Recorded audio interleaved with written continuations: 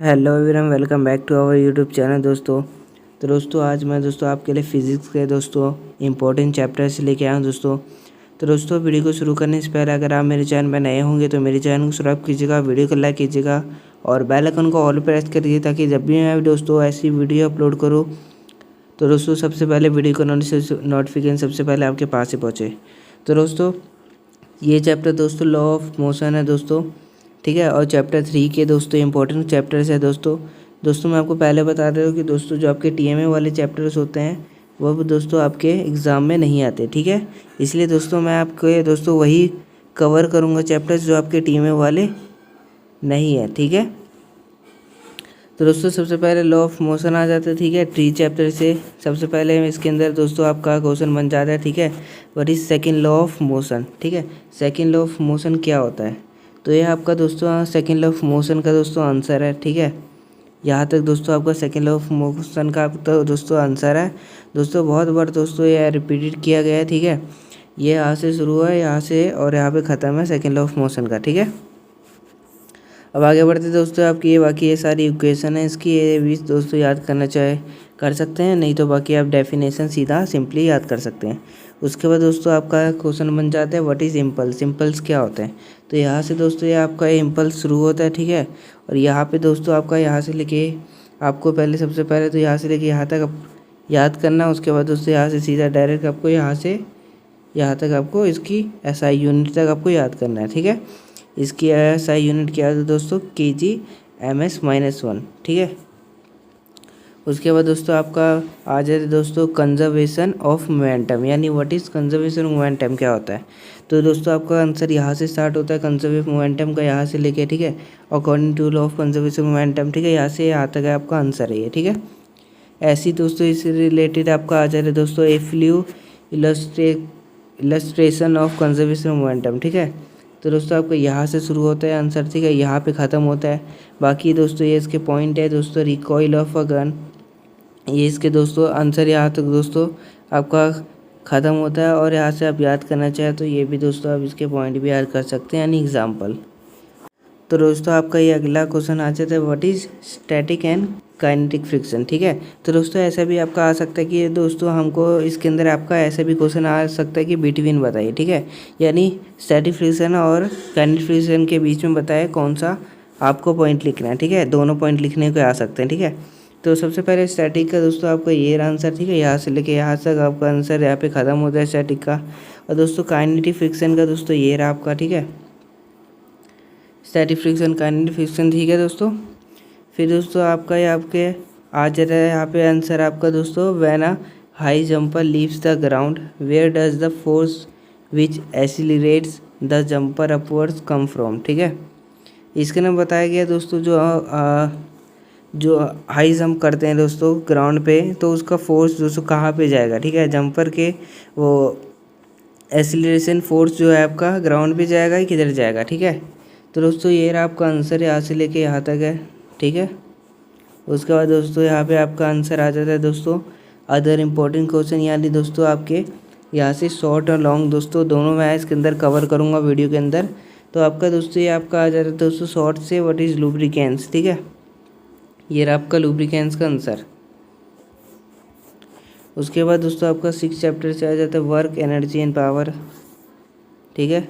इसके अंदर दोस्तों आपका यहाँ पे शुरू होता है व्हाट इज़ कंजर्वेशन फोर्स, ठीक है। इसके अंदर दोस्तों आपका कंजर्वेशन नॉन कंजर्वेशन आ सकता है बिटवीन बताने के लिए, ये आपका आंसर हो गया। उसके बाद दोस्तों नॉन कंजर्वेशन फोर्स क्या है दोस्तों, ये रहा आपका, ठीक है। ये भी आपका दोस्तों कहाँ से स्टार्ट है दोस्तों, यहाँ तक आप याद करना चाहे कर सकते हैं, ठीक है। उसके बाद दोस्तों आपका यहाँ पे आ जाता है define spring constant, give SI unit. Spring constant क्या होता है और उसकी एसआई यूनिट इसको कहते हैं न्यूटन मीटर, यानी Nm-1, ठीक है। उसके बाद दोस्तों आपका आ जाता है ये आपको प्रिपेयर करना होगा दोस्तों, कैलकुलेशन वाला आ जाता है दोस्तों, ये आपको कैसे करना है देख सकते हैं, ठीक है। अगर दोस्तों आपको नहीं भी आता तो आप बस ये मेथड देख ले कि कैसे आपको लिखना, ठीक है, क्योंकि इसमें भी कभी कभी नंबर मिल जाते हैं। उसके बाद आपका दोस्तों ये आपका दूसरा आ जाता है, ठीक है। फिर उसके बाद दोस्तों आपका 9वें चैप्टर से आ जाता है यानी प्रॉपर्टीज़ ऑफ फ्लूइड। ठीक है, 9वें चैप्टर में सबसे पहले आपका क्वेश्चन आ जाता है व्हाट इज़ बुओयांसी। ठीक है, यानी ऐसे भी लिखा हुआ था व्हाट इज़ बुओयांट फोर्स। ठीक है, ये आपका आंसर हो गया। उसके बाद आपका आ जाता है दोस्तों Pascal law. What is Pascal law. Pascal law क्या होता है। पैस्कल लॉ का आंसर यहाँ से लेके आपका यहाँ तक है। ठीक है, उसके बाद दोस्तों आपका आ सकता है what is surface tension. Surface tension का आंसर यहाँ से स्टार्ट है दोस्तों। ठीक है, उसके बाद दोस्तों आपका नेक्स्ट आ जाता है दोस्तों व्हाट इज स्ट्रीमलाइन मोशन। ठीक है, स्ट्रीमलाइन मोशन क्या होता है, ये आपका आंसर हो जाता है। ठीक है, स्ट्रीमलाइन मोशन का। उसके बाद दोस्तों सारे के सारे दोस्तों मैं आपको इंपॉर्टेंट क्वेश्चन बता रहा हूँ, तो दोस्तों वीडियो को जरूर लाइक कीजिएगा। और दोस्तों अगर आप मेरे चैनल में नए होंगे तो दोस्तों इसका पार्ट 2 भी है दोस्तों। वीडियो का अगर आपको पार्ट 2 भी चाहिए होगा फिजिक्स का दोस्तों, लॉन्ग क्वेश्चन की दोस्तों, तो वो भी दोस्तों मैं आपके लिए वीडियो बना दूंगा और जल्दी से जल्दी अपलोड कर दूंगा। ठीक है, तो दोस्तों आप कमेंट बॉक्स में ज़रूर कमेंट कर दीजिए कि इसकी पार्ट 2 वीडियो चाहिए कि नहीं चाहिए। ठीक है, ये आपका आ जाता है व्हाट इज स्ट्रोक लॉ। ठीक है, स्ट्रोक लॉ क्या होता है, ये आंसर हो गया आपका। ठीक है, फिर दोस्तों टर्मिनल वेलोसिटी क्या होता है। ठीक है, टर्मिनल वेलोसिटी का आंसर ये दे सकते हैं। ठीक है, और इसका डायग्राम भी आप देखना चाहें फिगर तो वो भी देख सकते हैं। ठीक है, बाकी दोस्तों टर्मिनल वेलोसिटी के पॉइंट है, इनमें से किन्हीं आप 2 याद कर सकते हैं। ठीक है, छोटे छोटे हैं बहुत। उसके बाद दोस्तों आपका यहाँ पे आ जाता है ब्राउनली प्रिंसिपल। ठीक है, ब्राउनली प्रिंसिपल क्या होता है, ये आपका यहाँ से में आंसर हो जाता है। ठीक है, उसके बाद दोस्तों आपका नेक्स्ट क्वेश्चन आ जाता है दोस्तों इक्वेशन। ठीक है, ब्राउनली प्रिंसिपल का ये दोस्तों इक्वेशन, या फिर इसके अंदर ये भी लिखा हुआ चाहिए कि फंक्शंस बताए। ठीक है, या डिफरेंसेस बताए। ठीक है, या फिर कैरेक्टरिस्टिक्स लिखे उसके, तो ये आपको इसमें ये लिखना होता है। ठीक है, ये आपके 3 पॉइंट्स हो गए, 3 बहुत छोटे छोटे हैं, याद कर सकते हैं आसानी से, बहुत आसानी से याद हो जाएंगे। उसके बाद दोस्तों आपका इक्वेशन यानी कैलकुलेट करने वाला आ गया। ठीक है, और ये आपका आंसर हो गया। ठीक है, कैलकुलेशन का नीचे में आपका हो गया। ठीक है, उसके बाद आपका दोस्तों यहाँ पे आंसर आ गया ये कैलकुलेशन का फाइनली। फिर दोस्तों आपको what is tension and addition force क्या होता है। ठीक है, जैसे मैंने बोला था इसके ना बिटवीन लिखा हुआ आ जाता है। ठीक है, यानी बिटवीन दोस्तों आप बीच में लाइन खींच सकते हैं और यहाँ पे लिख सकते हैं ट्यूएशन वाला आंसर। ठीक है, पेपर शीट में, और यहाँ पे एडिशन वाला लिख सकते हैं। ठीक है, तो और बहुत अच्छे से, और दोस्तों आपका इंप्रेशन भी अच्छा बनेगा। और चेक करके दोस्तों आपको चेक करके जो भी चेक करेगा तो दोस्तों आपको नंबर भी अच्छे मिल जाएंगे। ठीक है, उसके बाद दोस्तों दूसरा आ जाता है ये आप। ठीक है, स्मॉल लिक्विड और जूमा स्पेरिकल सेल। ठीक है, वाई डू स्मॉल लिक्विड और पर जूमा स्पेरिकल से भी आंसर हो गया। ठीक है आपका। उसके बाद दोस्तों आपका ये आ गया तीसरा। ठीक है, फिर चौथा। ठीक है, चलिए आगे बढ़ते हैं दोस्तों। फिर आपका ये आ गया इंडेक्स क्वेश्चन से है। ठीक है, ये आपका आंसर पूरा दोस्तों ये रहा, यहाँ पे कंप्लीट होता है। ठीक है, फिर दोस्तों आपका ये दोस्तों यहाँ पे कैलकुलेशन का आ जाता है। कैलकुलेशन करना है दोस्तों आपको, बस आप देख लेना कि कैसे करना है, इसमें कैलकुलेशन किया गया। ठीक है, अगर आपने फॉर्मूला भी सही से लिख दिया तो आपको मार्क्स वैसे ही मिल जाएंगे। उसके बाद दोस्तों आपका 11वां चैप्टर से आ जाता है। 11वां चैप्टर में दोस्तों थर्मोडायनेमिक्स। ठीक है, थर्मोडायनेमिक्स में सबसे पहले तो दोस्तों आपको यहाँ पे क्वेश्चन आ जाता है थर्मोडायनेमिक्स का, व्हाट इज़ थर्मोडायनेमिक्स। ठीक है, और दोस्तों इसके अंदर लिख सकते हैं कि what is how many types of thermodynamics. तो दोस्तों इसका नाम ओपन सिस्टम, क्लोज सिस्टम। ठीक है, इसके फंक्शंस है। यह तो आपका आंसर यहाँ से लेके दोस्तों यहाँ पे शुरू हो जाता है। ठीक है, यहाँ पे ख़त्म, और या फिर यहाँ पे 3 टाइप्स लिखे हुए गए। ठीक है, ओपन, क्लोज, और तीसरा दोस्तों आपको ये दिखा देता हूँ मैं दोस्तों आइसोलेटेड सिस्टम। ये दोस्तों यहाँ पे देख सकते हैं आइसोलेटेड सिस्टम। ठीक है, ये रहा आपका आइसोलेटेड सिस्टम। ठीक है, यही पे आंसर भी है, पहले चैप्टर में आपको देख सकते हैं थर्मोडायनेमिक्स क्या है, इसके आंसर है। ठीक है, उसके बाद दोस्तों आगे बढ़ते हैं दोस्तों आपका ये दोस्तों आ जाता है जीरोथ लॉ ऑफ थर्मोडायनेमिक्स। ठीक है, जीरोथ लॉ ऑफ थर्मोडायनेमिक्स क्या होता है दोस्तों, ये आपका आंसर हो गया। ठीक है, फिर उसके दोस्तों यहाँ पे आप दोस्तों इसके पॉइंट भी लिख सकते हैं, डायग्राम भी देख सकते हैं, ये भी बनाना चाहे तो बना सकते हैं। ठीक है, उसके बाद दोस्तों फर्स्ट लॉ ऑफ थर्मोडायनेमिक क्या होता है, ठीक है, what is first law of thermodynamic, ऐसे भी क्वेश्चन आ सकते हैं, तो ये आंसर हो गया आपका। उसके बाद दोस्तों आपका आ जाएगा सेकंड लॉ ऑफ थर्मोडायनेमिक्स, ठीक है, ये भी आपका दोस्तों बहुत इंपॉर्टेंट है। सेकंड लॉ ऑफ थर्मोडायनेमिक्स क्या होते हैं, यहाँ से आपका आंसर स्टार्ट है, ठीक है, ये इसके पॉइंट हो गए, ठीक है। उसके बाद दोस्तों limitation of the first law of thermodynamics, ये भी बहुत इंपॉर्टेंट है, ठीक है, ये इसके पॉइंट हो गए। उसके बाद दोस्तों आपका आ जाता है दोस्तों Carnot engine and Carnot cycle क्या होता है, ये आपका कार्नोट इंजन का आ गया, ठीक है। कार्नोट इंजन में दोस्तों क्या क्या यूज़ करते हैं, स्टीम इंजन, पेट्रोल इंजन, ठीक है, diesel engine, commonly use heat engines. और दोस्तों इसको दोस्तों बहुत सिंपल बनाने के लिए, डिज़ाइन के लिए दोस्तों क्या चीज़ यूज़ करनी है उसके बारे में, ठीक है, ये आपके ये पॉइंट हो गए, ठीक है। उसके बाद दोस्तों आपका कार्नोट साइकिल है ये, ठीक है, वो कार्नोट इंजन था, ये साइकिल है, ठीक है, ये आंसर हो गया आपका। उसके बाद दोस्तों लिमिटेशन ऑफ कार्नोट इंजन, ठीक है, कार्नोट इंजन वाले आप आंसर लिख सकते हैं, अगर लिमिटेशन है या व्हाट इज़ कार्नोट इंजन आए तो दोनों में से कोई भी आप आंसर याद करके लिख सकते हैं, ठीक है।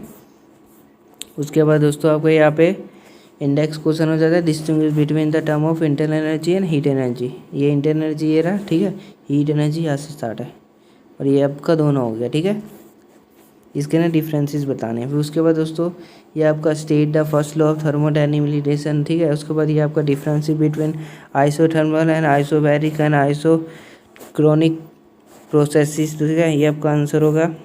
उसके बाद दोस्तों चौथा चैप्टर से आ जाए, 14 चैप्टर से आपका, ठीक है, वेव फिनोमिना चैप्टर से आपका क्वेश्चन आएंगे, ठीक है।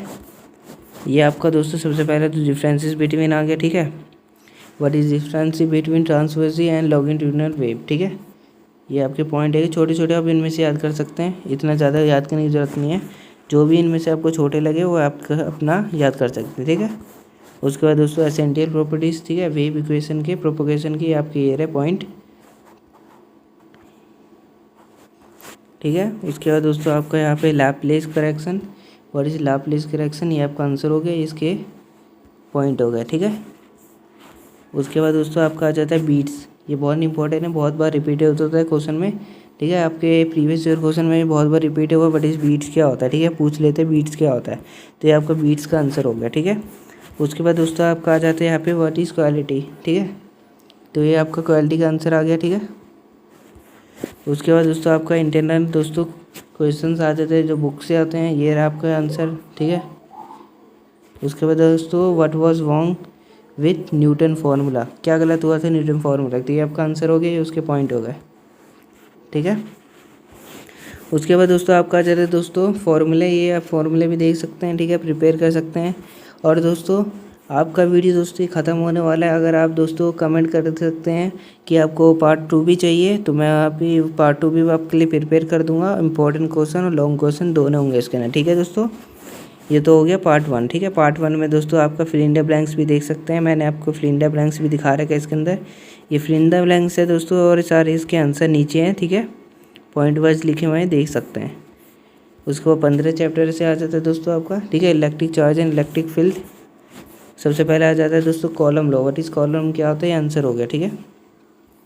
उसके बाद दोस्तों आपका यहाँ पे इक्वेशन हो गए इसके। उसके बाद electric dipole and uniform field क्या होता है, ये आ रहा है आपका आंसर। उसके बाद 16 चैप्टर से 16 चैप्टर से, ठीक है, 16 चैप्टर से सबसे पहले आपका कैपेसिटर आ जाता है, कैपेसिटेंस आ जाता है, व्हाट इज कैपेसिटेंस, ठीक है। कैपेसिटेंस के बाद दोस्तों आपका ये पॉइंट आ गए कैपेसिटेंस के।